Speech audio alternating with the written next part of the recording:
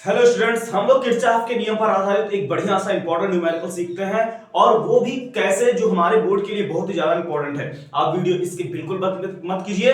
देखिए हम लोग इसमें क्या सीखते हैं।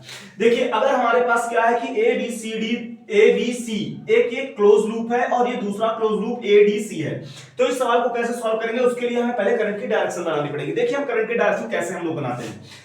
क्या है कि अगर हमारे पास दो सेल लगे हैं, एक 3 वोल्ट का एक 2 वोल्ट का, तो उसमें से जो बड़ा सेल होगा, जो ज्यादा वोल्ट का होगा, उसी से धारा की प्राथमिकता, करंट की प्रायोरिटी उसी से सबसे पहले हम वो प्रेफर करेगा। करंट को सबसे पहले धारा वहीं से निकलेगी, उसी से हम लोग मतलब धारा की प्राथमिकता वहीं से होगी। तो क्या करेंगे कि 3 में 2 में बड़ा 3 है, तो 3 से हम मान लो I1 एम्पियर की करंट फ्लो करवा रहे हैं। अब क्या है कि यहां पर देखते हैं, अगर हमारे पास 4 और 2 वोल्ट का है तो हम 4 वोल्ट से हम एक करंट I2 पास हो रही है, निकल रही है। तो क्या करते हैं कि हमारे पास जो सेल ज्यादा वोल्ट का होगा उसी से हम करंट की डायरेक्शन निकालना शुरू करते हैं, वही प्राथमिकता देगा धारा को। तो क्या है कि अब यहां से I1 करंट आई तो ये इस 1 ओम पर I1 करंट बह गई, और यहां से I2 आई तो I2 इससे दोनों मिली आकर कहां पर A पर। जब I1 और I2 दोनों आकर मिली तो दोनों इधर पास होंगी, क्या होकर I1 प्लस I2 बनकर 2 ओम पर पास होंगी। और जैसे ही यहां पर आएंगी C पर, वैसे ही I1 चली जाएगी अपने घर और I2 चली जाएगी अपने घर। ठीक, तो इस तरह से हमने करंट की डायरेक्शन बना ली। करंट की डायरेक्शन हर एक रेजिस्टेंस पर हम लोग बना चुके हैं। अब देखते हैं किरचॉफ का हमारे पास सेकंड लॉ क्या कहता है कि अगर हम पहला क्लोज लूप ले लें ए बी सी ए, तो इसमें क्या करते हैं कि देखिए किरचॉफ का सेकंड लॉ लगाते हैं। कैसे? जो ज्यादा वोल्ट की बैटरी है उसी की तरफ से हम करंट की डायरेक्शन से उंगली घुमाना चालू करेंगे। देखिए करंट की डायरेक्शन से हम अपनी उंगली फिरा रहे हैं, तो देखिए जब उंगली हमारी आई तो किस पर, देखिए इस 1 ओम पर आई, तो 1 ओम और I1 दोनों एक दूसरे के संगत है साथ में, तो इन दोनों का क्या कराना पड़ेगा, मल्टीप्लाई। 1 का हम I1 से मल्टीप्लाई करा दें। फिर जब इधर घूमे तो 2 ओम पर कौन सी करंट बह रही है, I1 प्लस I2, तो इसका इससे मल्टीप्लाई करा दें, 2I1 प्लस I2। और जब इधर आए तो ये हमारे पास 1 ओम पर क्या, 1 I1 करंट बही, 1 इंटू I2। अब जैसे ही हम यहां से घूमकर यहां आए तो देख रहे हैं कि हमारी उंगली अभी ऐसे जा रही है ना, तो इस सेल के अंदर हमारी उंगली की डायरेक्शन निगेटिव टू पॉजिटिव है। और जब सेल के अंदर निगेटिव टू पॉजिटिव हमारे डायरेक्शन होती है तो वो चीज हमेशा काहे की लिखी जाती है, पॉजिटिव प्लस की। और जब ऐसे आने के बाद जब हम इधर घूमे तो देखिए इस सेल के अंदर हमारी उंगली की डायरेक्शन पॉजिटिव टू निगेटिव है, तो इसलिए हम ये वैल्यू निगेटिव की लिखेंगे। सेल के अंदर निगेटिव से पॉजिटिव आप जा रहे हैं तो वो डिजिट प्लस की लिखी जाएगी, और पॉजिटिव से निगेटिव जा रहे हैं तो वो आपको माइनस की लिखी जाएगी। इस तरह से हमारे पास इक्वेशन 1 बन गई। इसको हम थोड़ा सही कर लेते हैं, I1 plus 2I1 plus 2I2 plus I2 is equal to 1। देखिए ये और ये जोड़ेंगे तो हमारे पास कितना आएगा, ये सॉरी I1 था, यहां पर क्या है I1, तो हमारे पास क्या होगा कि ये तीनों अगर हम जोड़ेंगे तो हमारे पास आएगा 4I1 plus 2I2 is equal to 1। ये एक इक्वेशन बन गई। अब हम दूसरे क्लोज सर्किट में आते हैं, और वो दूसरा क्लोज सर्किट हमारे पास क्या है, ADC और A।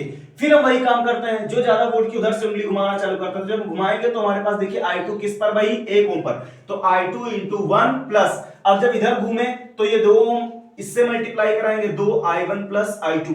और फिर जब इधर आकर इधर घूमे तो I1 का I2 का किससे कराएंगे, 1 से मल्टीप्लाई। और जब हम घूमे तो देखिए निगेटिव से पॉजिटिव उंगली है तो ये 4 प्लस का लिखा जाएगा। फिर आने के बाद जब इधर घूमे तो इस सेल के अंदर भी निगेटिव से पॉजिटिव है तो 2 भी प्लस का लिखा जाएगा। इस तरह से देखिए I2 plus 2I1 plus 2I2 plus I2 is equal to 6। अगर हम I1 को जोड़ें तो देखिए I1 तो एक ही है तो हमारे पास 2I1, और ये देखिए मिलकर हमारे पास बन गया 4I2 is equal to 6। Equation number बन गई 2। अब हम इक्वेशन फर्स्ट और सेकंड को सॉल्व करते हैं, फर्स्ट एंड सेकंड। अगर हम फर्स्ट और सेकंड को सॉल्व करेंगे तो देखिए फर्स्ट इक्वेशन है 4I1 plus 2I2 is equal to 1, और सेकंड हमारे पास है 2I1 plus 4I2 is equal to 6। इसमें हम दोनों साइड में 2 का मल्टीप्लाई करा दें अगर, तो क्या आता है, देखिए पहली इक्वेशन लिख ली 4I1 plus 2I2 is equal to 1, और यहां मल्टीप्लाई कराएंगे तो 4I1 plus 8I2 is equal to 12। अब हम साइन बदल के, आप इक्वेशन सॉल्व करना जानते होंगे, तो क्या है कि इसको सॉल्व करेंगे तो माइनस का 6I2 is equal to minus का 11, ये माइनस से माइनस कट गया, I2 की वैल्यू आ गई 11/6।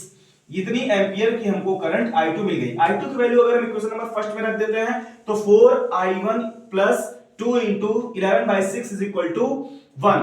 अब हम इसको कट कर दें और इसे सॉल्व करेंगे तो हमारे पास I1 की वैल्यू क्या आएगी, 1 माइनस 11/3 अपॉन 4। मतलब इसको सॉल्व करेंगे तो आएगा हमारे पास कितना, 7 बाई, देखिए हम इसको सॉल्व करके दिखा देते हैं। ये 3 टाइम्स में कट गया, ठीक। अब इसको उधर भेज दें तो 4i1 इज इक्वल टू क्या आएगा, इसको सॉल्व करेंगे तो 4i1 is equal to minus का 8/3, इसको कट कर दें तो i1 is equal to minus का 2/3 एम्पियर। हमारे पास i1 की वैल्यू मिल गई, i1 i2 दोनों वैल्यू मिल गई है। लेकिन हमें वोल्टेज पता कहां करना था, a और c के बीच का वोल्टेज पता करना था। तो a और c के बीच का वोल्टेज अगर पता करना है तो रेजिस्टेंस दिया है, हमें करंट और पता करनी पड़ेगी। तो हम a और c के बीच का अगर हमें करंट पता, वोल्टेज पता करना है तो हम क्या लगाएंगे, ओम का लॉ, I इंटू R। तो देखिए a और c के बीच में कुल टोटल कितनी करंट बह रही है, i1 और i2 को जोड़ेंगे तभी तो a और c के बीच की करंट आएगी। तो हम करंट निकालने के लिए i1 की वैल्यू और i2 की वैल्यू दोनों को हम क्या कर दें, जोड़ दें। देखिए हमने i1 की और i2 की वैल्यू जोड़ी तब I की जगह लिखी, और R की वैल्यू क्या है, 2। अब हम इसको जब हम सॉल्व करेंगे तो हमारे पास देखिए एलसीएम कितना आएगा, 6 11 माइनस 4 इंटू 2 क्या होगा, घटाएंगे तो 7/6 इंटू 2, इसको कट कर देंगे 3, तो हमें VAC, A और C के बीच का वोल्टेज 7/3 वोल्ट का मिल जाएगा। आप इसको क्या कर सकते हैं कि i1 प्लस i2 अलग कहीं जोड़कर भी निकाल सकते हैं। जब i1 प्लस i2 मिल जाएगा और उसी में 2 का मल्टीप्लाई कराएंगे तो A और C के बीच का वोल्टेज मिल जाएगा। इस तरह से आपको अगर कोई वीडियो में अगर किसी भी जगह पर आपको प्रॉब्लम हुई हो तो आप कमेंट जरूर करें। इस तरह से इंपॉर्टेंट क्वेश्चंस को आपको दिखाते रहेंगे, आपके लिए वीडियो लाते रहेंगे। आप चैनल को सब्सक्राइब करना बिल्कुल मत भूलें, ना भूलें, और शेयर करना तो बिल्कुल भी मत भूलें।